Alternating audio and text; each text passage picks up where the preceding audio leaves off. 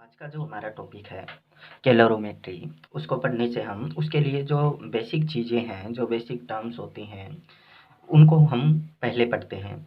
जैसे कैलोरीमेट्री के अंदर मेजरली हीट ट्रांसफ़र होता है और हीट जो है वो एनर्जी की एक फॉर्म होती है। तो हम हीट जैसे है टेम्परेचर जो है या फिर हीट की वैल्यूज क्या क्या हो सकती हैं, उन सब चीज़ों को हम पहले डिस्कस करेंगे और उसके बाद में हम प्रिंसिपल ऑफ कैलोरीमेट्री पर चलेंगे, ताकि अपना जो चैप्टर है कैलोरीमेट्री का, ये छोटा सा चैप्टर है और ये अच्छे से अपने क्लियर हो जाए। तो सबसे पहले जो हम बात करते हैं वो सबसे पहले हम बात करते हैं हीट की, कि कैलोरीमेट्री के अंदर सबसे इम्पोर्टेंट जो रोल होता है, जिसकी वजह से हम कैलोरीमेट्री पढ़ते हैं, वो होता है हीट। और हीट जो है, इसके बारे में हमें पता होता है कि हीट क्या होती है। हीट होती है एनर्जी की एक फॉर्म। और एनर्जी की एक फॉर्म किसकी वजह से होती है, तो हम लिख सकते हैं the form of energy,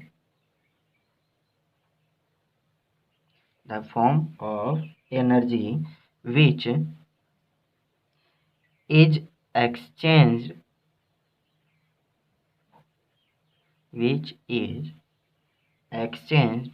among various bodies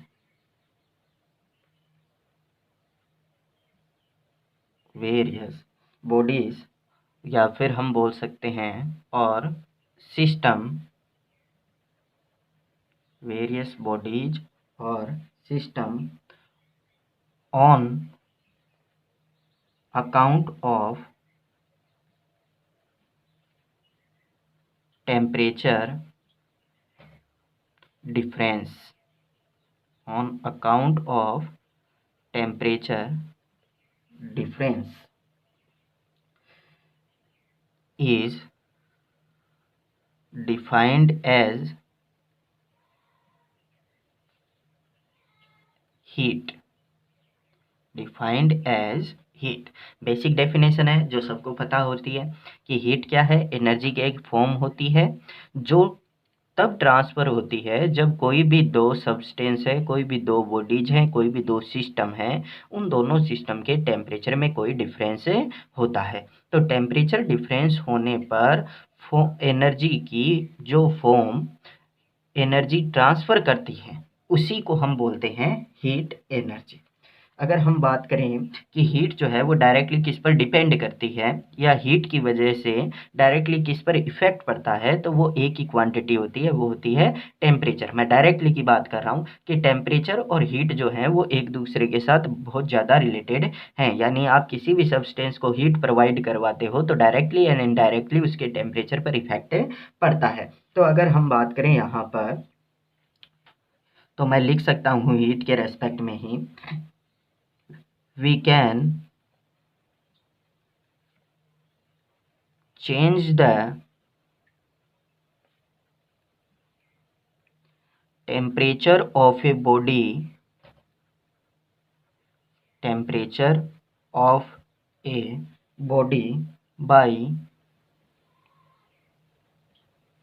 by giving heat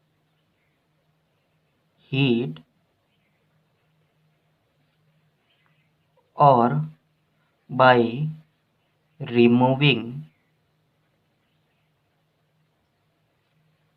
heat from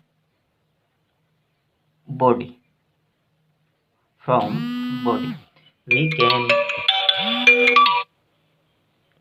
We can change the temperature of a body by giving heat or by removing heat from a body. अब अगर हम बात करते हैं यहाँ पर कि जब हम किसी भी बॉडी को हीट प्रोवाइड करवाते हैं, किसी भी बॉडी को हीट प्रोवाइड करवाते हैं यानी उसको हीट देते हैं, तब नॉर्मली टेम्परेचर जो है वो टेम्परेचर इंक्रीज होता है। नॉर्मली जो है वो टेम्परेचर इंक्रीज होता है। और जब हम रिमूव करते हैं हीट को किसी भी बॉडी से, किसी भी सब्सटेंस से, तो हीट को रिमूव करने पर उसका जो टेम्परेचर है वो टेम्परेचर डिक्रीज होता है। ये नॉर्मल कंडीशन की हम लोग बात कर रहे हैं, जो हम बेसिक ध्यान में रखते हैं शुरुआत के अंदर कि हीट का जो डायरेक्ट टेम्परेचर पर इफेक्ट है वो नॉर्मली हम क्या देखते हैं कि हीट प्रोवाइड करवाने पर किसी सब्सटेंस का टेम्परेचर इंक्रीज हो जाता है, और हीट रिमूव कर रहे हैं यानी जब हम उसमें से हीट को निकाल रहे हैं तब उसका टेम्परेचर जो है वो डिक्रीज हो जाता है।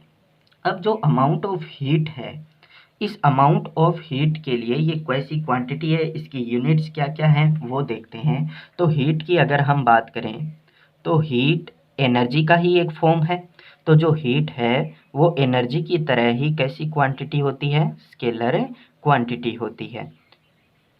अगर ये स्केलर क्वांटिटी है यानी हम कह सकते हैं कि जब आपको हीट का सम करना हो या जो इसको डिवाइड करना हो, कोई भी जो आपके पास इक्वेशन हो उसके अंदर हीट का सम करना हो या फिर सब्ट्रैक्ट करना हो हीट को, या कोई भी दो आपके पास हीट की क्वांटिटी है उनको आप ऐड कर रहे हो या सब्ट्रैक्ट कर रहे हो, तो वो सारी की सारी आप नॉर्मल जैसे आप किसी स्केलर क्वांटिटी को ऐड या सब्ट्रैक्ट करते हो वैसे ही हीट को भी सब्ट्रैक्ट और ऐड कर सकते हो स्केलर क्वांटिटी होने की वजह से। अगर हम इसकी यूनिट्स की बात करें तो जो हीट है, हीट की यूनिट्स जो हैं वो काफ़ी सारी होती हैं। जैसे हम बोल सकते हैं एनर्जी की जितनी भी यूनिट्स होती हैं वो ही हीट की यूनिट होगी, क्योंकि ये तो फॉर्म ऑफ एनर्जी है। तो यूनिट जो होती है नॉर्मली हम काम में जो लेते हैं वो होती है जूल, अर्ग, कैलोरी, या फिर मैं बोल सकता हूँ किलो कैलोरी एक्सेट्रा, कोई भी इनमें से हो सकती है। लेकिन अगर एसआई सिस्टम की बात करें तो जूल जो है वो एसआई सिस्टम के अंदर इसकी यूनिटें होती है। जूल जो है वो एसआई सिस्टम के अंदर हीट की यूनिट होती है। अब अगर आगे हम बात करें कि कैलोरी की हमने बात कर ली, कैलोरी का भी ज़्यादा यूज होता है कैलोरीमेट्री के अंदर जो है। तो कैलोरी जो है वो यूनिट होती है, और अगर कैलोरी को हम डिफाइन करना चाहें यहाँ पर तो मैं बोल सकता हूँ कि कैलोरी जो आपके पास हीट है इसका मीनिंग क्या होता है। तो the calorie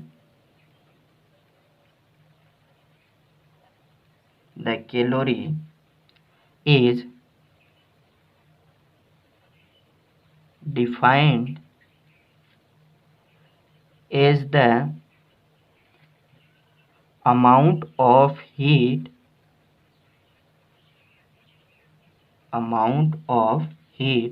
required to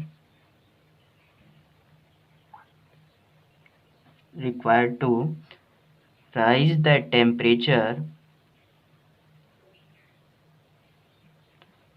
the temperature of 1 gram of 1 gram of water from 14.5 degree centigrade to 15.5 degree centigrade. 1 calorie heat जो है वो इतनी अमाउंट होती है हीट की जिससे आप 1 ग्राम वाटर का टेम्परेचर 14.5 डिग्री सेंटीग्रेड से इंक्रीज करके 15.5 डिग्री सेंटीग्रेड कर देते हैं। अगर हम कैलोरी और जूल के अंदर रिलेशन देखें तो कैलोरी और जूल के अंदर रिलेशन क्या हो जाएगा आपके पास कि 1 कैलोरी जो होती है आपके पास 1 कैलोरी इज इक्वल टू होती है 4.18 जूल के। और अगर हम न्यूमेरिकली इसकी वैल्यू को यूज करेंगे तो न्यूमेरिकल वैल्यू जो है उसको हम यूज करेंगे 4.2, ताकि अपनी जो कैलकुलेशंस हैं वो सिंपल हो जाएं। अगर हम किलो की बात करें तो किलो का मतलब हो गया आपके पास 10⁻³ तो कैलोरी और जूल के अंदर आपके पास रिलेशन ये होता है। और भी हीट की जो यूनिट हैं उनके अंदर एक और भी होती है जिसे हम बोलते हैं BTU। जो हीट की यूनिट होती है वो होती है BTU। BTU जो है वो क्या होती है, BTU होती है British thermal unit. British thermal unit. और ये कितनी क्वांटिटी होती है हीट की, तो इसके लिए हम बोल सकते हैं कि 1 पाउंड वाटर का टेम्परेचर 63 डिग्री फ़ारेनहाइट से 64 डिग्री फ़ारेनहाइट तक इंक्रीज करने के लिए जितनी अमाउंट ऑफ हीट की ज़रूरत होती है उसे बोला जाता है BTU। अगर मैं इसे बोलूं तो मैं लिख सकता हूं कि 1 BTU is the 1 BTU is the 1 BTU is the quantity of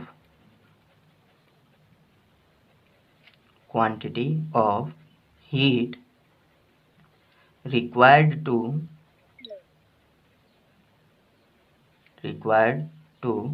rise the temperature of 1 pound of water 1 pound of water from 63 degree Fahrenheit to 64 degree Fahrenheit. तो BTU जो है वो सेम वैसे ही कैलोरी की टर्म में ही हमने इसको define कर दिया कि वाटर का टेम्परेचर जो है वो वाटर का टेम्परेचर 63 डिग्री फ़ारेनहाइट से 64 डिग्री फ़ारेनहाइट तक इंक्रीज करने के लिए 1 पाउंड वाटर के लिए जितनी हीट रिक्वायर्ड होती है उसे बोला जाता है 1 BTU। 1 BTU कितने के इक्वल होता है? अगर हम रिलेशन देखें इनकी यूनिट्स के अंदर तो 1 BTU जो होता है British thermal unit is equal to 778 feet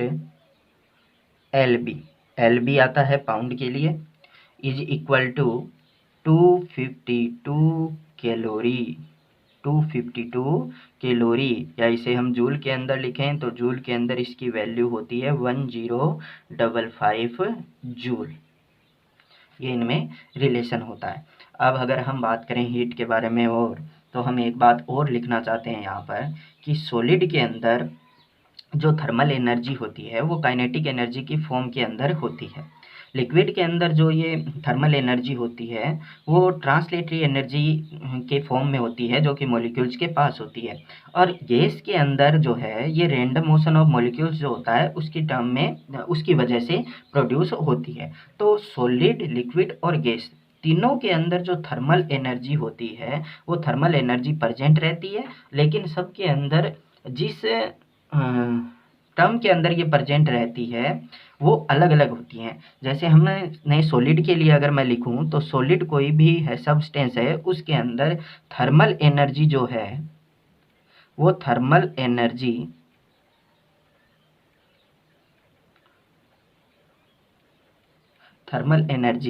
kinetic energy की फॉर्म में रहेगी।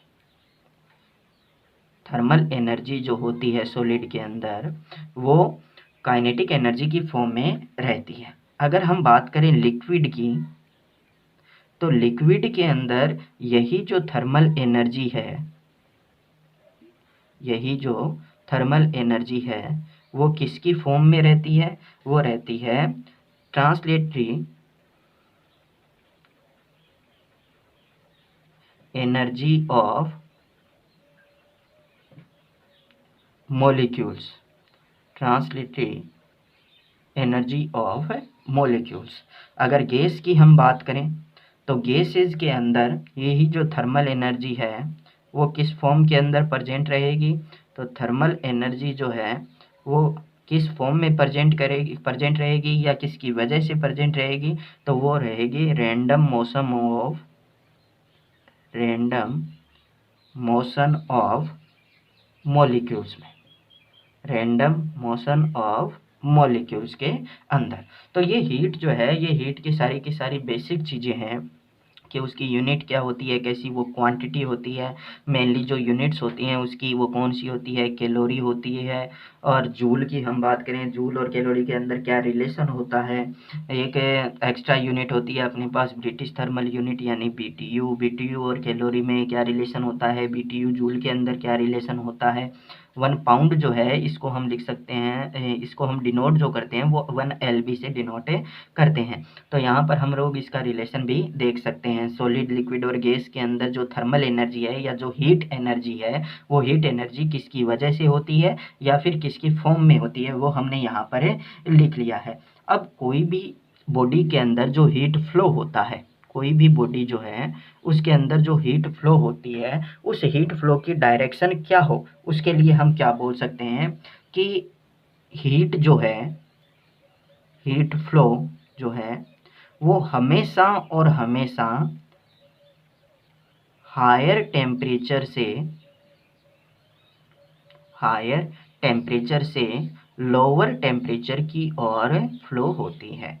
जो हीट का फ्लो होता है, हीट एनर्जी का ट्रांसफ़र जो होता है, वो हमेशा higher temperature to lower temperature होता है। और कब तक होता है? जब तक कि दोनों क्वांटिटीज़ नहीं, दोनों जो सब्सटेंस है जिनका टेम्परेचर अलग अलग है, उन दोनों सब्सटेंस का जब तक टेम्परेचर इक्वल नहीं हो जाता तब तक हीट का ट्रांसफ़र रहता है। और जब दोनों का टेम्परेचर इक्वल हो जाएगा तो मैं उस कंडीशन को बोलूँगा थर्मल इक्विलिब्रियम। उस कंडीशन को हम क्या बोलेंगे? Thermal equilibrium. यानी हीट का transfer higher temperature to lower temperature की ओर होता है। और कब तक होता है? जब तक कि दोनों का टेम्परेचर सेम नहीं होता। और जब दोनों का ही टेम्परेचर सेम हो जाता है, दोनों सब्सटेंस का, तो उस कंडीशन को हम बोलते हैं थर्मल इक्विलिब्रियम। अब जो किसी भी हमें सब्सटेंस का अगर टेम्परेचर इंक्रीज करना है, ठीक है, उसके लिए कितनी हीट रिक्वायर्ड होगी, टेम्परेचर इंक्रीज करने के लिए कितनी हीट रिक्वायर्ड होगी, वो केवल और केवल इस बात पर डिपेंड करता है कि उसके अंदर कितने एटम्स हैं। हीट रिक्वायर्ड जो होती है किसी सब्सटेंस का टेम्परेचर इंक्रीज करने के लिए, वो हीट केवल इस बात पर डिपेंड करती है कि उसके अंदर एटम्स कितने हैं। वो अलग अलग एटम के इंडिविजुअल मास पर डिपेंड नहीं करते, केवल ये डिपेंड करती है कि how much atoms are present in this substance, not on the mass of an individual atom. किसी भी इंडिविजुअल एटम के मास पर डिपेंड नहीं करती है। अब इसे हम आगे कंटिन्यू करते हैं कि हीट जो है किसी भी सब्सटेंस को हम प्रोवाइड करवाते हैं तो क्या क्या इफेक्ट हो सकते हैं। जैसे नॉर्मल इफेक्ट हमने देख लिया, जो हम सबसे पहले देखते हैं कि हीट प्रोवाइड करवाने पर टेम्परेचर इंक्रीज हो जाएगा, तो ये एक बेसिक इफेक्ट है। इसके अलावा क्या क्या हो सकता है हीट प्रोवाइड करवाने पर, वो हम देखते हैं। जब हम किसी भी सब्सटेंस को या कोई भी सॉलिड, लिक्विड और गैस आपके पास है, उसको हीट प्रोवाइड करवाते हैं, तो दो तरह की सिचुएशन हमारे सामने आती हैं। दो तरह की सिचुएशन कौन सी सामने आती है कि फर्स्ट सिचुएशन जो है उसके अंदर मैं बोल सकता हूँ कि हीट प्रोवाइड करवाने पर सब्सटेंस का टेम्परेचर चेंज हो जाए, सब्सटेंस का टेम्परेचर चेंज हो जाए। हीट प्रोवाइड करवाने पर या हीट की वजह से जो फर्स्ट इफेक्ट है वो हम ले रहे हैं कि टेम्परेचर चेंज हो जाए, ठीक है। और जो सेकंड इफेक्ट इसका होता है उसे हम बोल सकते हैं कि हीट प्रोवाइड करवाने पर या हीट उसमें से रिमूव करने पर टेम्परेचर चेंज ना होकर उसकी फेज चेंज हो जाए।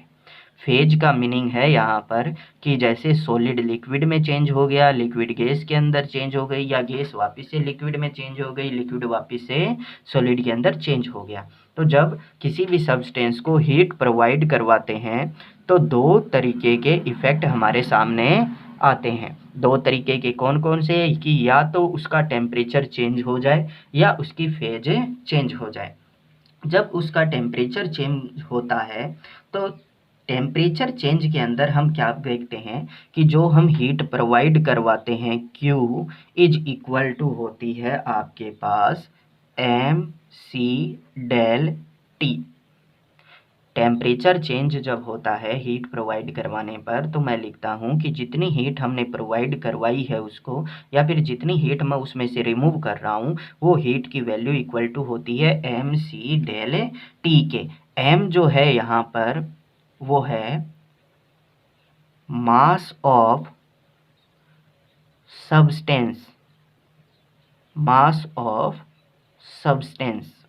सी जो है इसको बोला जाता है स्पेसिफिक हीट,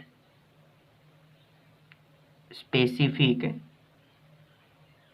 हीट, इसको क्या बोला जाएगा? Specific heat. और कौन सी स्पेसिफिक हीट होती है? ये होती है स्पेशली ग्राम स्पेसिफिक हीट। ठीक है। डेल टी जो है वो क्या है आपके पास? Change in a temperature. Del T जो है वो है आपके पास चेंज इन टेम्परेचर। तो अगर हीट प्रोवाइड करवाने पर या हीट रिलीज करने पर टेम्परेचर चेंज होता है तो हम लिखते हैं कि जो हीट हम उसे प्रोवाइड करवा रहे हैं या जो हीट हम उसमें से रिलीज कर रहे हैं वो heat Q is equal to होती है mc डेल टी। अब यहाँ पर जो है वो C वर्ड अपने पास आ रहा है। C क्या है यहाँ पर? ग्राम स्पेसिफिक हीट। तो हम यहाँ पर इसी को आगे कंटिन्यू करते हैं कि स्पेसिफिक हीट जो है वो होती क्या है और इसके अंदर हमने ग्राम वर्ड जो है वो काम में क्यों लिया है। तो स्पेसिफिक हीट को हम थोड़ा डिटेल से पढ़ते हैं। क्या होती है स्पेसिफिक हीट? तो सबसे पहले हम लोग देखते हैं इसके अंदर स्पेसिफिक हीट के अलग अलग टाइप होते हैं। सॉलिड, लिक्विड और गैस के लिए अलग अलग इनको वैल्यू कैलकुलेट करने के अलग अलग लॉज होते हैं। तो स्पेसिफिक हीट की बात करें तो फर्स्ट हम इसके अंदर देखते हैं ग्राम स्पेसिफिक हीट। ग्राम स्पेसिफिक हीट, ग्राम स्पेसिफिक हीट क्या होती है कि हीट एनर्जी का वो अमाउंट जो किसी भी बॉडी का टेम्परेचर यूनिट इंक्रीज कर दे, लेकिन बॉडी का जो मास है वो भी क्या होना चाहिए? यूनिट होना चाहिए। तो जो स्पेसिफिक हीट है वो बोली जाएगी ग्राम स्पेसिफिक हीट। अगर हम यहीं से वैल्यू देखना चाहें तो मैं लिखता हूँ कि Q इज इक्वल टू होता है आपके पास mc डेल टी।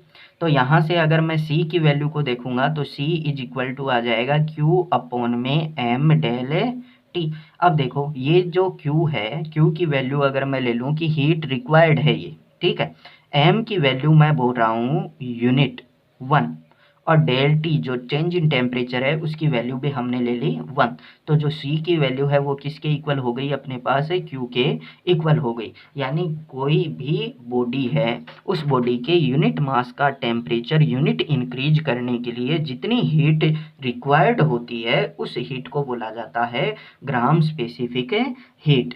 तो हम यहाँ से इसकी डेफिनेशन को लिख सकते हैं। मैं यहाँ पर डेफिनेशन लिख नहीं रहा हूँ, लेकिन आपको क्या ध्यान में रखनी है कि किसी भी बॉडी के यूनिट मास का टेम्परेचर यूनिट इंक्रीज करने के लिए जितनी हीट रिक्वायर्ड होती है उसे हम क्या बोलते हैं? ग्राम स्पेसिफिक हीट। अगर हम इसकी यूनिट और डायमेंशन की बात करें ग्राम स्पेसिफिक हीट की, तो यूनिट जो है वो ग्राम स्पेसिफिक हीट की यहाँ से देखो क्या हो जाएगी? ये हीट है Q upon m del T. Q जो है उसका यूनिट हमें अगर हम बात करें तो कैलोरी भी बोल सकते हैं, जूल भी बोल सकते हैं, ठीक है। और m जो है ग्राम होता है, किलोग्राम होता है। डेल टी जो है change in temperature, SI system में तो केल्विन होता है और नॉर्मल डिग्री सेल्सियस हम काम में लेते हैं। तो इसकी जो एसआई यूनिट की मैं बात करूं तो जो एसआई यूनिट है वो तो इसकी हो जाएगी जूल पर केजी केल्विन, जूल पर केजी केल्विन। और अगर प्रैक्टिकल यूनिट की मैं बात करूं तो इसकी प्रैक्टिकल यूनिट जो है वो क्या हो जाएगी आपके पास? कैलोरी पर m है यहाँ पर ग्राम डिग्री सेंटीग्रेड। तो यह तो आपके पास हो गई प्रैक्टिकल यूनिट और ये आपके पास हो गई एसआई यूनिट। एसआई यूनिट क्या होती है? ग्राम की, ग्राम स्पेसिफिक हीट की जूल पर किलोग्राम है केल्विन। अगर इसकी मैं डायमेंशनल फॉर्मूले की बात करूं तो इसका जो डायमेंशनल फॉर्मूला है या डायमेंशन जो है वो क्या आएगी आपके पास? अगर डायमेंशन फॉर्मूले की हम बात करें तो जूल पर किलोग्राम केल्विन है तो जूल यानी वर्क डन हो गया, वर्क डन अपॉन में ये किलोग्राम यानी मास और केल्विन है टेम्परेचर। तो इसकी जो डायमेंशन है वो बन जाएगी आपके पास L2T-2 थीटा माइनस 1। यह आपके पास इसका डायमेंशनल फॉर्मूला या डायमेंशन बन गई। अब अगर जो टेम्परेचर चेंज है वो टेम्परेचर चेंज बहुत ही स्मॉल हो, ठीक है, DQ हीट जो है, सॉरी, हीट जो हम प्रोवाइड करवा रहे हैं उसकी वैल्यू भी बहुत स्मॉल हो, यानी स्मॉल हीट प्रोवाइड करवाने पर स्मॉल टेम्परेचर चेंज प्रोड्यूस हो रहा है। तो जो ग्राम स्पेसिफिक हीट है C इज इक्वल टू हो जाएगी आपके पास 1/m। स्मॉल हीट प्रोवाइड करवा रहे हैं तो मैंने लिख दिया DQ, अपॉन में स्मॉल टेम्परेचर चेंज उसकी वजह से प्रोड्यूस हो रहा है तो हमने लिख दिया DT। तो अगर स्मॉल हीट प्रोवाइड करवाने पर टेम्परेचर चेंज भी स्मॉल हो तो gram specific heat C is equal to होती है 1/m DQ अपॉन में DT। दूसरी जो अपने पास स्पेसिफिक हीट का टाइप होता है, सेकंड जो टाइप होता है, इसे हम बोलते हैं molar specific heat. Molar specific heat, इसे हम डिनोट करते हैं कैपिटल C से, इसे डिनोट करते हैं स्मॉल c से, और इसको डिनोट करते हैं हम कैपिटल C से। कई जगह इसको S से भी डिनोट किया हुआ मिल जाएगा, तो वो कन्फ्यूजन की जरूरत नहीं है। इसको डिनोट कर देगा स्मॉल s से और इसको डिनोट कर देगा कैपिटल S से। तो मोलर स्पेसिफिक हीट क्या होती है, तो यहाँ पर हमने m लिया है, अगर मैं m की जगह यहाँ पर नंबर ऑफ मोल्स को इंक्लूड करूँ तो जो ग्राम स्पेसिफिक हीट है वही कन्वर्ट हो जाएगी मोलर स्पेसिफिक हीट के अंदर। यानी जो मोलर स्पेसिफिक हीट और ग्राम स्पेसिफिक हीट के अंदर रिलेशन हो क्या होता है, वो होता है कि molar specific heat is equal to capital M molecular weight into में gram specific heat small c। Molar specific heat is equal to capital M into में gram specific heat. Capital M जो है वो मोलिकुलर मास होता है substance का। अगर हम बात करें यहाँ पर कि मोलर स्पेसिफिक हीट होती कितनी है, तो हमें इसको कन्वर्ट करना है किसके अंदर, मोलों के अंदर। तो मोलों के अंदर कन्वर्ट करूँगा तो मैं लिखूँगा Q अपॉन में स्मॉल m डेल T, तो है आपके पास ग्राम स्पेसिफिक हीट, और इसे मल्टीप्लाई कर दिया कैपिटल M से। तो स्मॉल m यानी given weight upon molecular weight होता है नंबर ऑफ मोल्स, तो ये बन गया आपके पास Q upon mu del T, और म्यू जो है यहाँ पर वो है नंबर ऑफ मोल्स। तो अगर आपके पास नंबर ऑफ मोल्स की टर्म में स्पेसिफिक हीट है तो उसे हम बोलेंगे मोलर स्पेसिफिक हीट। तो इसके अंदर अगर मैं डेफिनेशन लिखना चाहूँ तो मैं बोलूँगा कि 1 मोल सब्सटेंस का टेम्परेचर यूनिट इंक्रीज करने के लिए जितनी हीट रिक्वायर्ड होती है उसे ही हम बोलते हैं मोलर स्पेसिफिक हीट। 1 मोल जो है किसी सब्सटेंस का, उसका टेम्परेचर यूनिट इंक्रीज करने के लिए जितनी हीट रिक्वायर्ड होती है उसे क्या बोला जाता है, मोलर स्पेसिफिक हीट। अगर इसकी हम यूनिट और डायमेंशन की बात करें कि यूनिट इसकी क्या हो जाएगी, डायमेंशन क्या हो जाएगी, तो अगर हम यूनिट की बात करें तो यूनिट हो जाएगी आपके पास Q, तो हीट है जूल, नंबर ऑफ मोल जो है इसकी यूनिट मोल होती है, और del T change in temperature. जो SI सिस्टम जो है उसके अंदर इसकी यूनिट है वो हो जाएगी जूल पर मोल केल्विन। SI सिस्टम के अंदर यूनिट क्या हो जाएगी, जूल पर मोल केल्विन। और अगर हम नॉर्मल प्रैक्टिकल यूनिट की बात करें तो नॉर्मल प्रैक्टिकल यूनिट कितनी हो जाएगी, जूल की जगह हम काम में ले लेंगे कैलोरी को, कैलोरी पर मोल डिग्री सेंटीग्रेड। ये इसकी दूसरी यूनिट है, प्रैक्टिकल यूनिट अपने पास आ गई। अगर हम डायमेंशन की बात करें कि इसकी डायमेंशन या डायमेंशनल फॉर्मूला जो है वो कितना होगा, तो इसकी डायमेंशन जो है वो इसकी यूनिट से हम लोग देख सकते हैं जूल पर मोल केल्विन। अब मोल जो है उसे डायमेंशनल फॉर्मूले के अंदर लिखा नहीं जाता है, तो केवल क्या लिखा जाएगा, जूल और केल्विन। तो जूल और केल्विन को डायमेंशनल फॉर्मूले के अंदर लिखने पर क्या आ जाएगी अपने पास dimensional formula, M1 L2 T-2 θ-1। ये अपने पास इसका डायमेंशनल फॉर्मूला आ गया। जो होता है अपने पास कि अगर हीट प्रोवाइड करवाने पर फेज चेंज हो, अगर हीट प्रोवाइड करवाने पर फेज चेंज हो, तो फेज किस तरीके से चेंज होती है, तो हम बोल सकते हैं कि जैसे आपके पास कोई सॉलिड सब्सटेंस है और सॉलिड सब्सटेंस को आप हीट प्रोवाइड करवा रहे हो आप, तो वो सॉलिड सब्सटेंस जो है वो किस में कन्वर्ट हो जाता है, लिक्विड के अंदर कन्वर्ट हो जाता है। लिक्विड को आप फिर से हीट प्रोवाइड करवा रहे हो तो वो लिक्विड जो है वो किसके अंदर कन्वर्ट हो जाएगा, गैस के अंदर कन्वर्ट हो जाएगा। तो सॉलिड लिक्विड में चेंज हो गया, लिक्विड गैस के अंदर चेंज हो गया, तो ये जो चेंज है इसे हम बोलते हैं फेज, कि सॉलिड से लिक्विड चेंज हो गया यानी इसकी फेज चेंज हो गई। अब जब हम गैस को गैस से हीट को रिलीज करते हैं, गैस से हीट को रिलीज करते हैं, तो वो किस में कन्वर्ट हो जाएगी, लिक्विड के अंदर।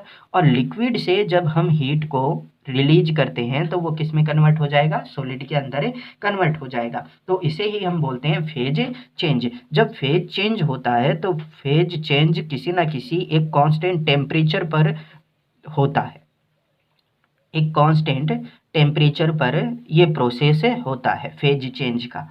तो टेम्परेचर कांस्टेंट रहता है इस कंडीशन के अंदर। जैसे हम एक एग्जांपल और ले तो मैं ये बोल सकता हूँ कि 0 डिग्री सेंटीग्रेड पर आइस जो है, 0 डिग्री सेंटीग्रेड पर आइस जो है, 0 डिग्री सेंटीग्रेड पर इसे हीट प्रोवाइड करवाई जाए तो हीट प्रोवाइड करवाने पर ये जो आइस है वो मेल्ट हो जाती है और मेल्ट होकर लिक्विड फॉर्म में आ जाती है, जिसे हम बोलते हैं वाटर। अब इस वाटर का जो टेम्परेचर है वो भी कितना होता है, 0 डिग्री सेंटीग्रेड। ठीक है। अब अगर हम बात करें कि आपके पास कोई वाटर है और उस वाटर का टेम्परेचर जो है वो है 100 डिग्री सेंटीग्रेड, यानी लिक्विड फॉर्म के अंदर। तो 100 डिग्री सेंटीग्रेड पर वाटर है, इसको हीट प्रोवाइड करवाने पर ये जो वाटर है वो किसके अंदर कन्वर्ट हो जाएगा, ये जो वाटर है वो कन्वर्ट हो जाएगा वेपर के अंदर। तो फेज चेंज होना जो है वो कांस्टेंट टेम्परेचर पर होता है और यहाँ पर 100 डिग्री सेंटीग्रेड है, वो भी इस वेपर का टेम्परेचर है। यानी जब फेज चेंज होती है तो टेम्परेचर कांस्टेंट रहता है। अब जब फेज चेंज होती है, टेम्परेचर कांस्टेंट होता है, तो जो हीट हम प्रोवाइड करवाते हैं या जो हीट हम उसमें से रिलीज करते हैं, उस हीट की value Q is equal to हम लिखते हैं ml। m जो है यहाँ पर वो होता है आपके पास मास ऑफ सब्सटेंस या बॉडी, मास ऑफ सब्सटेंस या बॉडी। L जो है इसे बोली जाती है लेटेंट हीट, L को बोला जाएगा लेटेंट हीट। यहाँ से अगर मैं L की बात करूँ तो L जो है इसकी वैल्यू है equal to Q upon M के। यानी मैं बोल सकता हूँ कि यूनिट मास के किसी सब्सटेंस को जितनी हीट प्रोवाइड करवाई जाए वही हीट जो है वो किसके इक्वल हो जाएगी, लेटेंट हीट के इक्वल हो जाएगी। अब कंडीशन क्या है उसके लिए कि यूनिट मास को हीट प्रोवाइड करवाने पर उसकी फेज चेंज होनी चाहिए। अगर उसकी फेज चेंज हो रही है यूनिट मास के सब्सटेंस की, तो जो हीट प्रोवाइड करवा रहे हैं वो उसकी लेटेंट हीट के इक्वल होती है। अगर लेटेंट हीट की यहाँ पर हम यूनिट की बात करें कि यूनिट कितनी होती है लेटेंट हीट की, तो मैं कहूँगा Q है आपके पास, तो Q क्या हो गया आपके पास, जूल अपॉन में m है आपके पास मास, यानी जूल पर केजी, या फिर मैं बोल सकता हूँ कैलोरी पर ग्राम, कैलोरी पर ग्राम, ये इसकी यूनिट हो गई। अगर मैं डायमेंशनल फॉर्मूले की बात करूँ इसकी, तो इसका डायमेंशनल फॉर्मूला जो है वो क्या हो जाएगा, इसकी डायमेंशन जो है वो क्या हो जाएगी, जूल यानी वर्क डन, केजी यानी आपके पास मास, तो इसकी जो डायमेंशन है वो हो जाएगी L2T-2। तो जब फेज चेंज होता है तो लेटेंट हीट जैसी इंपॉर्टेंट टर्म अपने सामने आती है, और ये जो लेटेंट हीट होती है वो एक्चुअल के अंदर हीट ही है, क्योंकि इसकी यूनिट जो है वो ये जो लेटेंट हीट है वो हीट ही है, लेकिन कब, जब यूनिट मास हो किसी पार्टिकल का, किसी सब्सटेंस का, और उसकी फेज चेंज हो रही हो। तो Q is equal to ml कब यूज में करेंगे, जब फेज चेंज होगी। अब जो यहाँ पर लेटेंट हीट है इसके बारे में हम देखते हैं कि लेटेंट हीट जो है वो क्या होती है और किस किस टाइप की होती है। तो लेटेंट हीट जो है वो मेनली 2 टाइप की होती है। 2 टाइप कौन कौन से, फर्स्ट जो टाइप है वो होता है latent heat of fusion. Latent heat of fusion क्या होती है कि जब भी कोई सॉलिड सब्सटेंस या सॉलिड बॉडी जो है वो अगर लिक्विड के अंदर कन्वर्ट होती है, कोई भी सॉलिड बॉडी जब लिक्विड में कन्वर्ट होती है या सॉलिड जब लिक्विड में मेल्ट होता है, तो हम बोलते हैं लेटेंट हीट ऑफ फ्यूजन। जब भी कोई सॉलिड लिक्विड के अंदर चेंज होता है तो हम बोलते हैं लेटेंट हीट ऑफ फ्यूजन वहाँ पर काम में आएगी। इसकी वैल्यू जो है वो अलग अलग सब्सटेंस के लिए, अलग अलग पार्टिकल्स के लिए अलग अलग होती है। मेनली हम लोग जो है वो काम में लेते हैं आइस वाटर वेपर को। तो हमें आइस के लिए लेटेंट हीट की वैल्यू हमेशा रिमेंबर करके रखनी होती है। अब अगर हम आइस का एग्जांपल यहाँ पर लें तो मैं बोलता हूँ कि 0 डिग्री सेंटीग्रेड पर आइस जो है वो 0 डिग्री सेंटीग्रेड पर ही लिक्विड के अंदर कन्वर्ट होती है। 0 डिग्री सेंटीग्रेड पर लिक्विड के अंदर ये कन्वर्ट हो जाएगी। तो यहाँ पर जो हीट हम काम में लेंगे वो बोली जाएगी latent heat of fusion.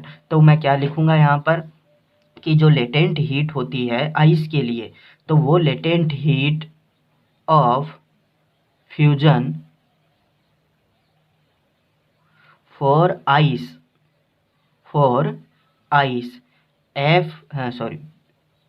L I is equal to होती है आपके पास, ये जो वैल्यू है ये वैल्यू आपको ध्यान में रखनी है हमेशा, 80 कैलोरी पर ग्राम। आइस के लिए लेटेंट हीट की जो वैल्यू होती है वो होती है 80 कैलोरी पर ग्राम। अगर आपको जूल पर केजी के अंदर रिलेशन चाहिए तो कैलोरी को जूल में कन्वर्ट करेंगे तो 4.18 से मल्टीप्लाई कर देंगे, ग्राम से हम किलोग्राम बनाएंगे तो 10 की पावर 3 से डिवाइड कर देंगे। तो यहाँ से लेटेंट हीट की जो वैल्यू होती है किसके लिए, आइस के लिए, वो आपको हमेशा ध्यान में रखनी है। लेटेंट हीट ऑफ फ्यूजन क्या होता है, जब सॉलिड मेल्ट होता है लिक्विड के अंदर तो जो लेटेंट हीट की वैल्यू हम लेते हैं उसे बोला जाता है लेटेंट हीट ऑफ फ्यूजन। अगर हम दूसरे की बात करें कि दूसरी लेटेंट हीट क्या होती है, तो हम बोलते हैं latent heat of vaporization. Latent heat of vaporization, इसका मीनिंग क्या हो गया, कब ये आएगी, जब कोई भी लिक्विड सब्सटेंस गैस के अंदर कन्वर्ट होता है। जब लिक्विड स्टेट से गैस स्टेट चेंज होती है तो जो वहाँ पर लेटेंट हीट की वैल्यूज हम लेते हैं उसे बोला जाता है लेटेंट हीट ऑफ वेपराइजेशन। यानी मैं बोलूँगा कि आपके पास 100 डिग्री सेंटीग्रेड टेम्परेचर पर वाटर है और 100 डिग्री सेंटीग्रेड टेम्परेचर पर वाटर जो है वो कन्वर्ट हो रहा है 100 डिग्री सेंटीग्रेड पर वेपर के अंदर, 100 डिग्री सेंटीग्रेड पर वेपर के अंदर। तो जो लेटेंट हीट हम काम में लेंगे उसे बोली जाएगी लेटेंट हीट ऑफ वेपराइजेशन। अगर हम बात करें वेपर की, तो जो लेटेंट हीट फॉर वेपराइजेशन की जो वैल्यू है वेपर के लिए, वो वैल्यू आपके पास होती है latent heat for vapour is equal to 540 calorie per gram. ये आपके पास वेपर की लेटेंट हीट की वैल्यू होती है, लेटेंट हीट ऑफ वेपराइजेशन की वैल्यू होती है। इसे भी हम जूल के अंदर और केजी के अंदर चेंज कर सकते हैं। अब अगर लेटेंट हीट ऑफ फ्यूजन और लेटेंट हीट ऑफ वेपराइजेशन की बात करें तो कौन सी ज़्यादा होती है कौन सी कम होती है, तो वो हम डायरेक्ट यहाँ से भी कंपेरिजन करके देख सकते हैं, लेकिन यहाँ से कंपेयर करेंगे तो हमें रीजन नहीं मिलेगा कि लेटेंट हीट ऑफ फ्यूजन की value latent heat of vaporization से कम क्यों होती है। तो सबसे पहली बात तो ये कि लेटेंट हीट ऑफ वेपराइजेशन जो है उसकी वैल्यू हमेशा लेटेंट हीट ऑफ फ्यूजन से ग्रेटर होगी, लेटेंट हीट ऑफ फ्यूजन से ग्रेटर होगी। क्यों होती है, इसलिए होती है कि जब आइस कन्वर्ट होती है वाटर के अंदर, यानी सॉलिड जब लिक्विड के अंदर कन्वर्ट होता है तो कुछ वॉल्यूम चेंज होता है, ठीक है। उस वॉल्यूम चेंज को अगर मैं बोल लेता हूँ कि डेल वी है S2L, यानी चेंज इन वॉल्यूम हो रहा है डेल वी एस एल, ठीक है। जब वाटर कन्वर्ट होता है वेपर के अंदर, यानी लिक्विड कन्वर्ट होता है गैस के अंदर, तो जो चेंज इन वॉल्यूम होता है उसे मैं लिख लेता हूँ del V liquid to vapour. अब हमें पता है कि जब वाटर से वाटर से वेपर कन्वर्ट होती है, यानी जब लिक्विड से गैस बनती है, तो जो गैस है उसका कोई कांस्टेंट वॉल्यूम नहीं होता, यानी उसका जो वॉल्यूम है वो बहुत ज़्यादा होता है।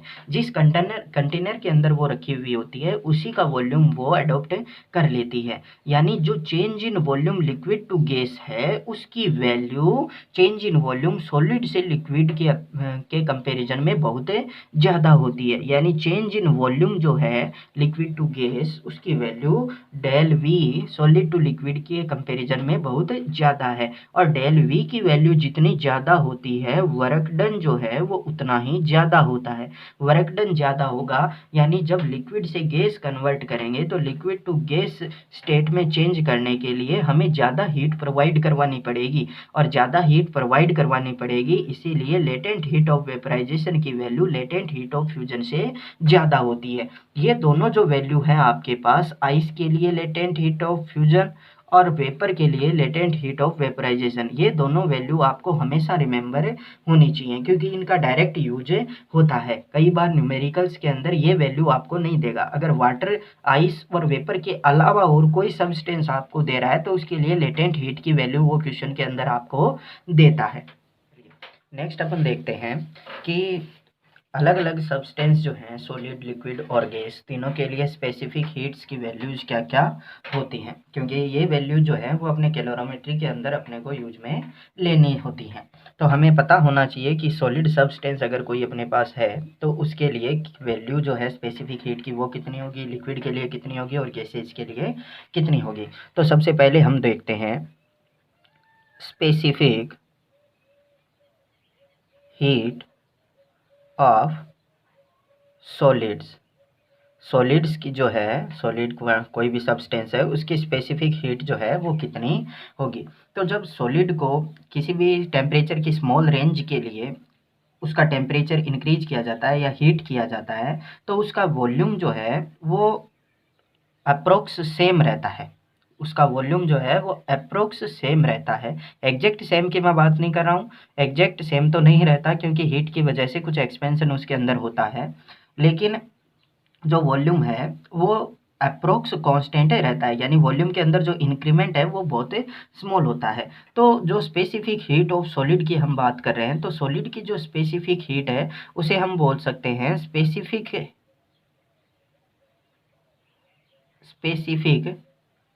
Heat at constant volume. Specific heat at constant volume, यानी volume constant, approx volume constant रहता है। इसकी वजह से हम बोल सकते हैं कि जो स्पेसिफिक हीट होगी सॉलिड की वो कांस्टेंट वॉल्यूम पर डिफाइन की जाएगी। तो अगर हम यहाँ पर वैल्यू देखें स्पेसिफिक हीट की तो उसके लिए हम एक कर्व बनाते हैं और उस कर्व के अंदर शो करते हैं कि स्पेसिफिक हीट जो सॉलिड के लिए होती है वो किस तरीके से दिखाई जाएगी और कौन कौन से ऐसे साइंटिस्ट हैं जिन्होंने स्पेसिफिक हीट की वैल्यू को बताया है सॉलिड के लिए। तो जब मैं स्पेसिफिक हीट कांस्टेंट वॉल्यूम पर जो है उसका टेम्परेचर के रेस्पेक्ट में एक कर्व बनाता हूँ, तो जो कर्व बनता है इसके लिए वो कर्व कुछ इस तरीके का बनता है। ठीक है, यहाँ पर जाकर जो इसके स्पेसिफिक हीट की वैल्यू जो है वो कांस्टेंट हो जाती है। इस टेम्परेचर को, जिस टेम्परेचर पर ये सी की वैल्यू कांस्टेंट हो रही है, इसको बोला जाता है डिबाई टेम्परेचर। Debye temperature. और यहाँ पर जो ये सी की वैल्यू होती है, यहाँ पर सी की वैल्यू जो है वो होती है 3R के इक्वल। ठीक है, तो इस ग्राफ के अंदर हम क्या क्या देखते हैं कि पहले जब यहाँ पर टेम्परेचर की वैल्यू 0 है तब स्पेसिफिक हीट जो है उसकी वैल्यू भी 0 है, यानी 0 होने वाली है। जब टेम्परेचर की वैल्यू को इंक्रीज किया जाता है तो सी इंक्रीज होता है, स्पेसिफिक हीट इंक्रीज होती है उसकी, और एक कांस्टेंट एक टेम्परेचर की एक वैल्यू पर सी की वैल्यू जो है वो कांस्टेंट हो जाती है, यानी उसके बाद में ना तो इंक्रीज होती है ना डिक्रीज होती है, जिसे हम बोलते हैं डिबाई टेम्परेचर। और ये वैल्यू जो है सी वी की वो वैल्यू इस डिबाई टेम्परेचर पर 3R के इक्वल होती है। R जो है वो है यूनिवर्सल गैस कांस्टेंट। तो R की वैल्यू जब मैं रखता हूँ तो R की वैल्यू अगर मैं कैलोरी के टर्म में लिखूँ तो ये बन जाएगा मेरे पास 6 कैलोरी पर मोल केल्विन। 6 कैलोरी पर मोल केल्विन। अगर जूल की टर्म में इसी की वैल्यू को मैं बताना चाहूँ तो मैं 6 को किससे मल्टीप्लाई कर दूंगा, 4.18 से मल्टीप्लाई कर दूंगा। तो ये जो अप्रोक्स वैल्यू आएगी जूल की टर्म में वो आएगी 25 जूल पर मोल केल्विन।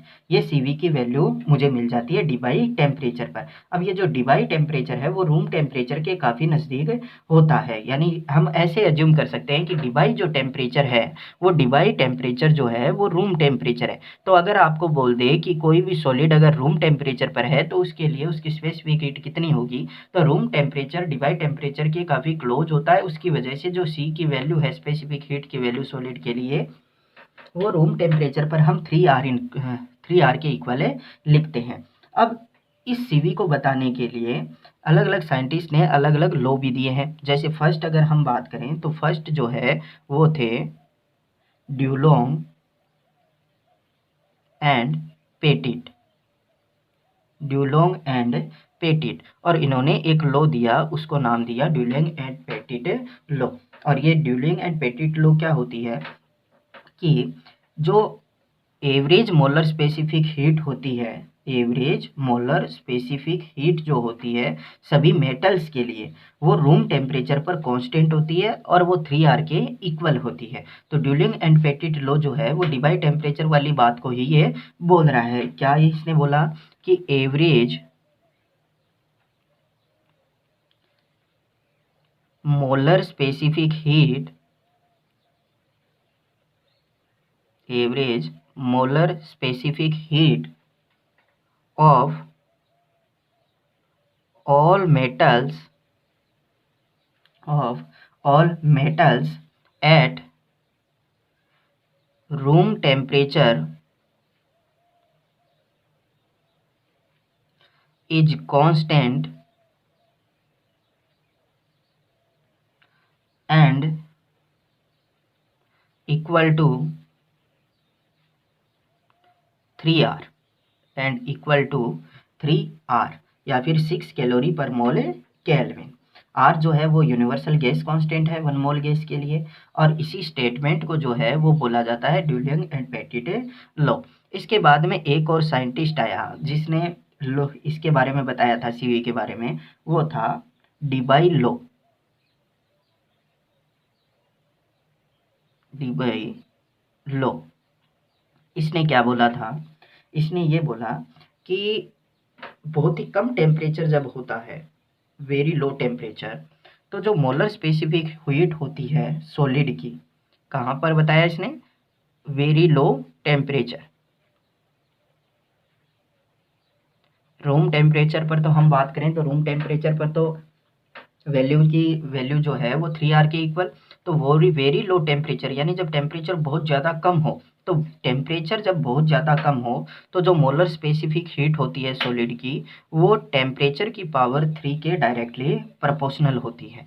टेम्परेचर की पावर 3 के डायरेक्टली प्रोपोर्शनल होती है सभी सॉलिड के लिए, एक्सेप्ट, इसका एक्सेप्शन जो है वो आपके पास है 3 मेटल्स जो हैं वो इसका एक्सेप्शन है। 3 मेटल्स कौन कौन से होते हैं यहाँ पर, Sn, Pb और Pt, ये तीनों जो हैं वो इसके एक्सेप्शन होते हैं, ये इस लॉ को फॉलो नहीं करते। बाकी जितने भी मेटल्स हैं, सॉलिड्स हैं, वो सारे के सारे इन दोनों लॉज को फॉलो करते हैं। यानी रूम टेम्परेचर पर तो ड्यूलिंग एंड पेटिट लॉ, जिनके अकॉर्डिंग सी की वैल्यू 3R के इक्वल होती है, और लो टेम्परेचर पर डीबाई लॉ, जिसके अकॉर्डिंग मोलर स्पेसिफिक हीट की वैल्यू टेम्परेचर की पावर 3 के डायरेक्टली प्रोपोर्शनल होती है, except Sn, Pb and Pt। अब अगर हम बात करें आइस की, तो हमें आइस का जो है वो मेनली ध्यान में रखना है, क्योंकि ये जो आइस के लिए स्पेसिफिक हीट है वो कई बार क्वेश्चन के अंदर वो देता नहीं है, हमें रिमेंबर रखनी ही पड़ती है। तो अगर हम आइस की बात करें तो सीजीएस सिस्टम के अंदर, सीजीएस सिस्टम के अंदर जो आइस के लिए स्पेसिफिक हीट की वैल्यू होती है, वो स्पेसिफिक हीट की वैल्यू होती है 0.5 calorie per gram degree centigrade. CGS system के अंदर आइस की स्पेसिफिक हीट की वैल्यू जो होती है वो होती है 0.5 calorie per gram degree centigrade. जब हम इसकी बात करेंगे कैलोरी पर केजी के अंदर या एसआई सिस्टम के अंदर हम बात कर लें तो एसआई सिस्टम के अंदर इसकी जो वैल्यू है वो होती है 2100 जूल पर केजी डिग्री सेंटीग्रेड, या हम बोल यहाँ पर ले लेते हैं डिग्री सेंटीग्रेड। केल्विन के अंदर हम लिख सकते हैं इसे 2100 जूल पर केजी केल्विन। तो एसआई सिस्टम के अंदर इसकी जो वैल्यू है वो 2100, और जो सीजीएस सिस्टम है यानी कैलोरी ग्राम के अंदर उसके अंदर इसकी जो वैल्यू है वो होती है 0.5। अगर इसकी वैल्यू हम कैलोरी पर केजी के अंदर भी लिख लें तो कैलोरी पर केजी के अंदर जो आइस के लिए स्पेसिफिक हीट की वैल्यू होती है वो वैल्यू होती है 500 कैलोरी पर किलोग्राम डिग्री सेंटीग्रेड। ये जो वैल्यूज है इनको आपको डायरेक्ट रिमेंबर रखना है। डायरेक्ट रिमेंबर रखेंगे तो न्यूमेरिकल्स को सॉल्व करते टाइम अपने पास टाइम जो है वो कम लगेगा, और कई न्यूमेरिकल्स में ये वैल्यूज डायरेक्ट आपको गिवन भी नहीं होते हैं। लिक्विड के लिए स्पेसिफिक हीट की वैल्यूज, तो specific heat of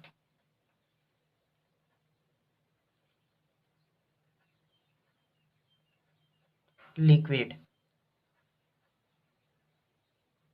specific heat of liquid, जितने भी नॉन लिक्विड हैं नेचर के अंदर उन सभी लिक्विड्स में से वाटर की स्पेसिफिक हीट की वैल्यू सबसे ग्रेटर होती है। यानी वाटर का टेम्परेचर लो हो या वाटर का टेम्परेचर हमें ज़्यादा करना हो, वाटर का टेम्परेचर डिक्रीज करना हो या इंक्रीज करना हो, तो हमें सभी लिक्विड्स में से वाटर को सबसे ज़्यादा हीट प्रोवाइड करवानी पड़ेगी। तो हम सबसे पहली बात जो है वो यही ध्यान में रखेंगे कि among all non solids and liquids, specific heat of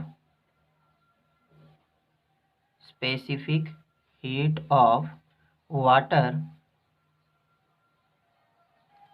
is maximum. It implies water takes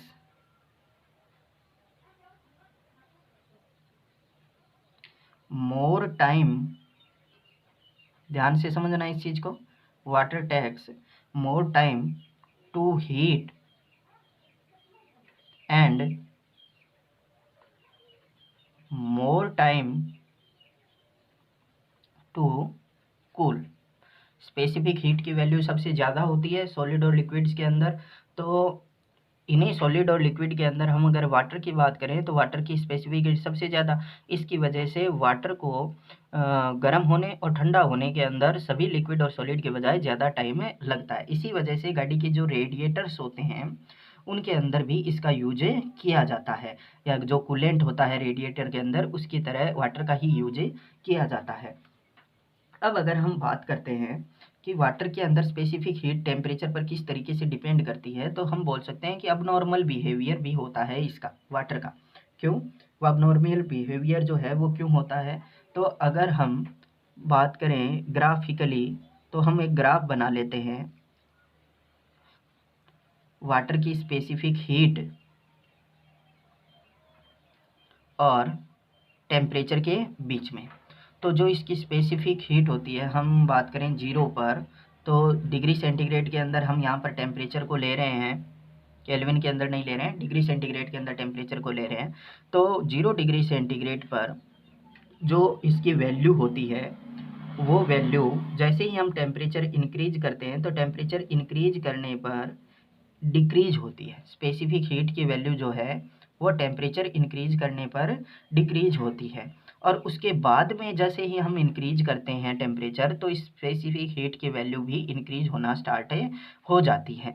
और जो 0 डिग्री सेंटीग्रेड पर इसकी वैल्यू होती है वो होती है 1.0089। ठीक है, उसके बाद में डिक्रीज होती रहती है और वापस से ये इंक्रीज होना स्टार्ट हो जाती है।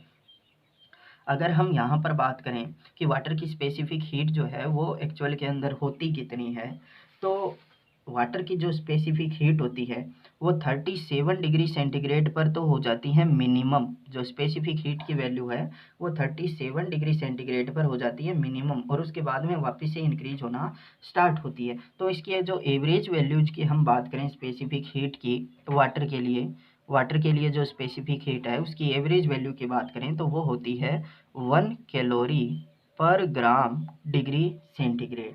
1 calorie per gram degree centigrade, या फिर हम बोल सकते हैं 1000 कैलोरी पर किलोग्राम केल्विन या पर किलोग्राम डिग्री सेंटीग्रेड। अगर जूल की टर्म में हम बात करें तो जूल की टर्म में 4200 जूल पर केजी डिग्री सेंटीग्रेड या केल्विन। ये वैल्यू जो है वो वाटर की स्पेसिफिक हीट की वैल्यू होती है। और ये अबनॉर्मल बिहेवियर जो है वो होता क्यों है, क्योंकि वाटर का जो है अबनॉर्मल बिहेवियर वो टेम्परेचर पर अबनॉर्मल रहता है। कैसे कि 0 to 4 डिग्री सेंटीग्रेड जब हम टेम्परेचर इंक्रीज करते हैं तो वाटर की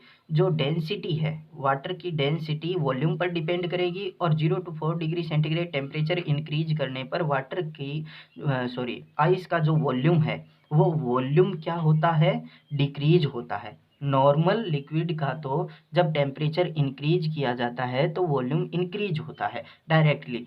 अब वाटर जो है उसके अंदर 0 to 4 जब टेम्परेचर इंक्रीज किया जाएगा तो 0 to 4 degree centigrade temperature increase करने पर वॉल्यूम डिक्रीज होता है, और 4 डिग्री सेंटीग्रेड टू टेम्परेचर किसी भी टी टेम्परेचर तक इंक्रीज करने पर वॉल्यूम जो है वो इंक्रीज होता है। और डेंसिटी भी इसी तरीके से कि 0 to 4 डिग्री सेंटीग्रेड पर तो वॉल्यूम डिक्रीज होता है तो डेंसिटी जो है वो इंक्रीज होती है। यानी 4 डिग्री सेंटीग्रेड पर वाटर की डेंसिटी मैक्सिमम होती है। 4 डिग्री सेंटीग्रेड से जैसे ही टेम्परेचर और इंक्रीज करेंगे तो वॉल्यूम इंक्रीज होगा, उसकी वजह से डेंसिटी डिक्रीज हो जाएगी। तो वाटर जो है वो अबनॉर्मल बिहेवियर दिखाता है, और इसी अबनॉर्मल बिहेवियर की वजह से उसके जो स्पेसिफिक हीट का जो कर्व है वो कर्व भी अबनॉर्मल बिहेवियर शो करता है। 37 डिग्री सेंटीग्रेड टेम्परेचर पर इसकी जो स्पेसिफिक हीट है उसकी वैल्यू मिनिमम हो जाती है, उसके बाद में वापस से ये इंक्रीज होना स्टार्ट हो जाती है। ये वैल्यू जो है आपके पास, ये वैल्यूज आपको डायरेक्ट रिमेंबर रखनी है वाटर के लिए कि वाटर की स्पेसिफिक हीट की वैल्यू कितनी होती है। अब हम बात करते हैं गैसों के लिए जो स्पेसिफिक हीट होती है उसकी। तो specific heat of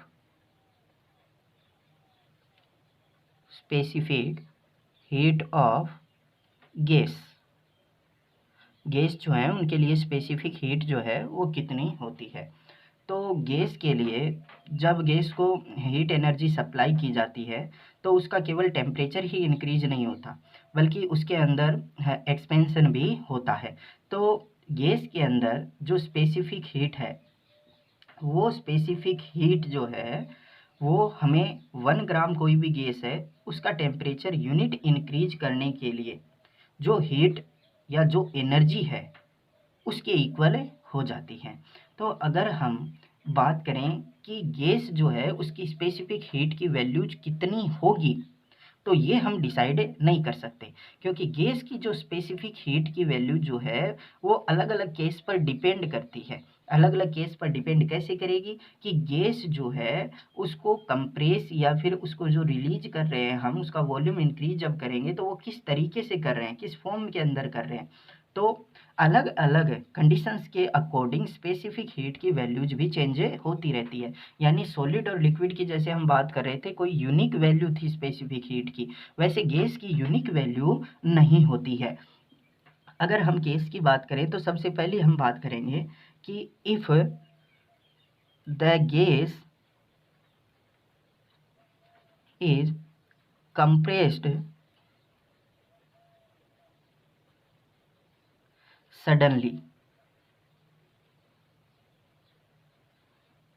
compressed suddenly and no heat is supplied from outside, यानी इसके जो गैसियस मॉलिक्यूल्स हैं उनके पास ही इसकी थर्मल एनर्जी है। आउट बाहर से हम कोई भी हीट इसको सप्लाई नहीं कर रहे और इसको सडनली कंप्रेस कर दिया। तो सडनली कंप्रेस करने पर जब हम कंप्रेस सडनली करते हैं तो ये जो प्रोसेस होता है इसे हम बोल सकते हैं एडियाबेटिक प्रोसेस, जैसा हम थर्मो के अंदर पढ़ते हैं। एडियाबेटिक प्रोसेस जो है उसके अंदर डेल क्यू की वैल्यू जो हीट चेंज इन हीट होती है उसकी वैल्यू होती है 0 के इक्वल। तो कंप्रेस्ड सडनली कर दिया, इसका मतलब डेल क्यू 0 एडियाबेटिक प्रोसेस है और no heat is supplied from outside, तो भी डेल क्यू की वैल्यू किसके इक्वल होती है 0 के। तो जो अब हम स्पेसिफिक हीट की वैल्यू देखेंगे तो सी इज इक्वल टू होती है क्यू अपॉन में m del T.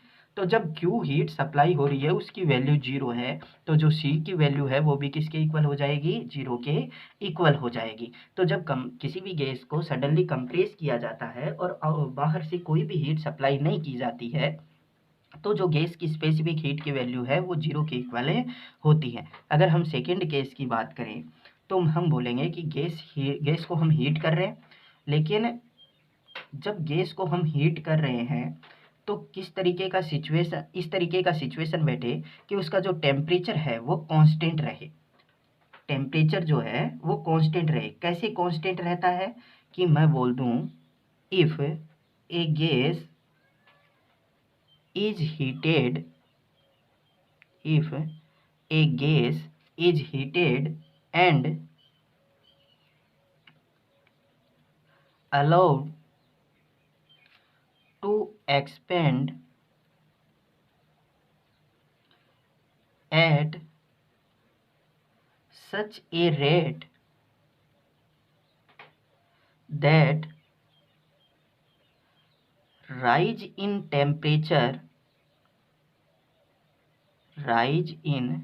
temperature due to heat supplied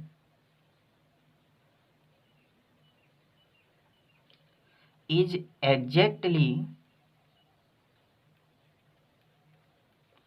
equal to fall in temperature due to expansion of gas, due to expansion of gas. यानी जो temperature रह रहा है वो टेम्परेचर क्या रखना आपको कांस्टेंट, कि हीट सप्लाई करने पर जिस रेट से टेम्परेचर इंक्रीज होता है उसी रेट से एक्सपेंशन के अंदर जो वर्क डन होता है वो हीट एनर्जी जो है वो वर्क डन के अंदर खर्च हो जाए। इसका मतलब टेम्परेचर जो है वो क्या रहे नहीं कांस्टेंट, डेल टी की वैल्यू 0। तो जब डेल टी की वैल्यू 0 हो जाएगी तो स्पेसिफिक हीट क्यू अपॉन में एम डेल टी, जब डेल टी की वैल्यू 0 हो जाएगी तो अपॉन में 0 बन रहा है, यानी स्पेसिफिक हीट की वैल्यू कितनी बन जाएगी इनफाइनाइट बन जाएगी। अब और क्या होगा, थर्ड केस अगर हम बात करें तो थर्ड केस की अगर हम बात करें कि हीट सप्लाई करने पर जो एक्सपेंशन होता है गैस के अंदर, हीट सप्लाई करने पर जो गैस के अंदर एक्सपेंशन होता है उस एक्सपेंशन की वैल्यू हीट सप्लाई करने पर टेम्परेचर के अंदर जो चेंज होता है उससे कम हो, यानी एक्सपेंशन जो है वो लेस देन हो राइज इन टेम्परेचर से, राइज इन टेम्परेचर से। यानी हीट की वजह से जो टेम्परेचर राइज हो रहा है उसकी वैल्यू जो एक्सपेंशन के अंदर वर्क डन हो रहा है उससे कम हो, उससे ज़्यादा हो सॉरी। तो क्या होगा कि टेम्परेचर के अंदर ज़्यादा इंक्रीमेंट हो रहा है, टेम्परेचर के अंदर ज़्यादा इंक्रीमेंट होगा तो मैं बोल लूँगा कि डेल टी जो है वो कैसा आएगा पॉजिटिव आएगा। डेल टी अगर पॉजिटिव होगा तो c is equal to q upon में एम डेल टी, एम वैसे ही पॉजिटिव हो रहा है और हीट को सप्लाई कर रहे हैं तो वो हीट जो है वो भी पॉजिटिव, तो जो वैल्यू आएगी स्पेसिफिक हीट की वो क्या आ जाएगी पॉजिटिव। जो फोर्थ केस है उसके अंदर जस्ट इसके अपोजिट हम बोल देंगे कि हीट जो है वो हीट को हम अगर सप्लाई कर रहे हैं तो हीट सप्लाई करने पर अगर उस गैस के अंदर एक्सपेंशन राइज इन टेम्परेचर से कम हो रहा है, राइज इन एक्सपेंशन जो है वो टेम्परेचर राइज से ग्रेटर है। तो एक्सपेंशन अगर राइज इन टेम्परेचर से ज़्यादा होगा यानी वर्क डन गैस के लिए ज़्यादा हो रहा है, वर्क डन ज़्यादा हो रहा है तो ज़्यादा हीट एनर्जी जो है वो एक्सपेंशन के अंदर खर्च हो जाएगी। टेम्परेचर के अंदर इंक्रीमेंट जो है वो कम होगा, टेम्परेचर के अंदर इंक्रीमेंट कम होगा यानी मैं बोल सकता हूँ टेम्परेचर में डिक्रीमेंट होगा, और टेम्परेचर के अंदर अगर डिक्रीमेंट होता है तो डेल टी की वैल्यू आ जाएगी नेगेटिव। तो जो स्पेसिफिक हीट है Q अपॉन में एम डेल टी, तो Q तो हीट सप्लाई कर रहे हैं तो पॉजिटिव, डेल टी की वैल्यू नेगेटिव, तो C की वैल्यू जो आएगी हमें मिलेगी वो कैसी मिलेगी, नेगेटिव वैल्यू मिलेगी। अब इन सब के अंदर ये जो दो इम्पोर्टेंट आपके पास बातें हैं इनको आपको हमेशा ध्यान में रखना है। और तीसरी जो चीज़ है वो आपको क्या ध्यान में रखनी है, तो कि गैस के लिए हम पढ़ रहे हैं तो वेपर को हम भूल नहीं सकते। तो गैस वेपर के लिए जो स्पेसिफिक हीट की वैल्यू होती है वो वेपर के लिए स्पेसिफिक हीट की वैल्यू या स्टीम के लिए स्पेसिफिक हीट की वैल्यू होती है 0.47 calorie per gram degree centigrade. CV की वैल्यू जो वेपर के लिए सीवी की वैल्यू होती है या स्टीम के लिए जो सीवी की वैल्यू स्पेसिफिक हीट की वैल्यू होती है वो होती है 0.47 calorie per gram degree centigrade. तो इन दोनों को, और तीसरी बात ये, इन तीनों इंपॉर्टेंट बातों को आपको हमेशा ध्यान में रखना है।